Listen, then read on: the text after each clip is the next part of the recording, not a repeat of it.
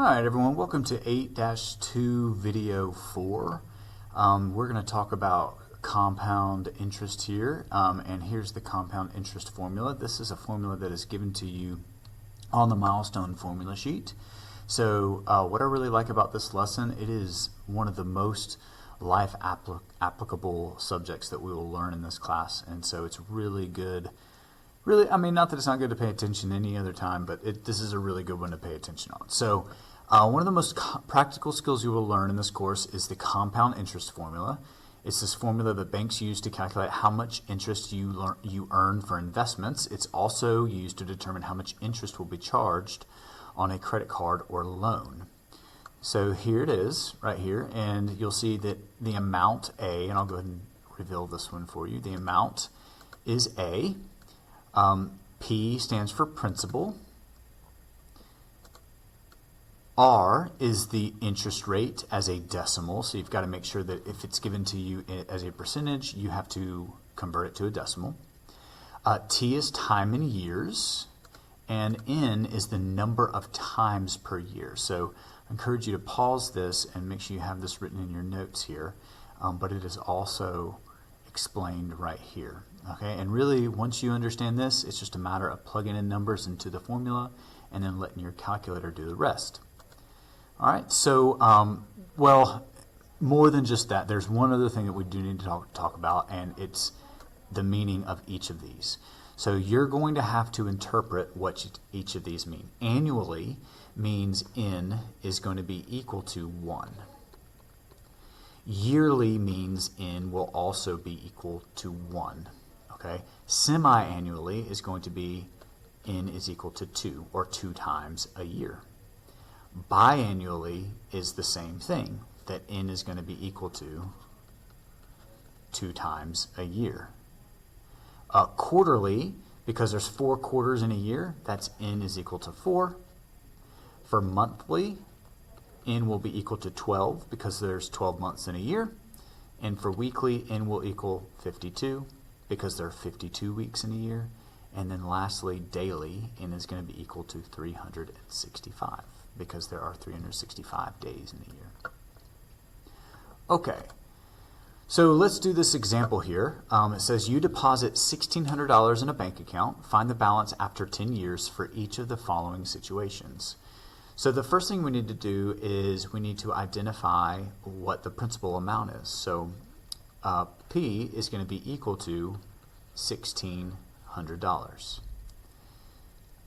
The balance after 10 years is referring to T is equal to 10. Now in part A here, the interest rate, R, is going to be equal to 0.02. You've got to move the decimal place over 2 spots to the left. And compounded monthly means that N is equal to 12. And so now we have all we need. So my formula is A, the amount, is equal to the principal times 1 plus your rate over N raised to the N times T.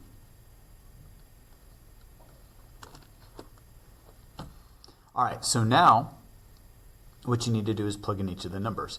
So 1,600 I'm going to plug in for P. So A is equal to 1,600 times 1 plus the rate, which is 0.02, over N, which is 12, raised to the 12 times T, which is 10.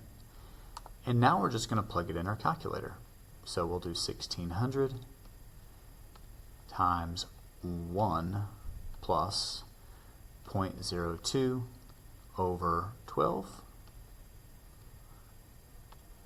raised to the 12 times 10. And that gives me $1,953.92. So $1,953.92.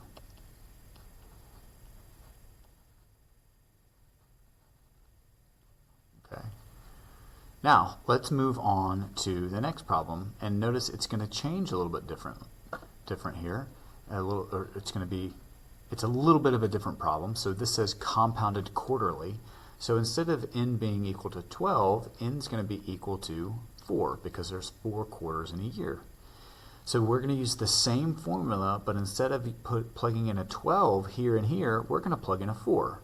So we'll say 1600 times 1 plus 0.02 divided by 4 raised to the 4 times 10. And you can plug that in your calculator. I'm actually just going to use the same formula by highlighting it, hitting enter, and then I'm going to scroll over and I'll delete this and I'll change this to a 4. And I'll delete that and I'll change that to a 4. So that's just your little tech tip there with your calculator, is that instead of having to type it all in the same, you can actually go up and highlight it and reuse it and just change some numbers there. So now my new number is going to be, my new dollar amount is going to be 1953.27. 1953.27. And lastly, part C asks us, come over here, it says the account pays 2% annual interest compounded yearly. So N is now going to be equal to 1, okay, because it's per 1 year. So same thing here, but instead of it being a 4, we're going to plug in a 1, like this. And again, I'll go highlight my formula up here, and I will change that to be 1 here and here. And that's going to give me 1950.39.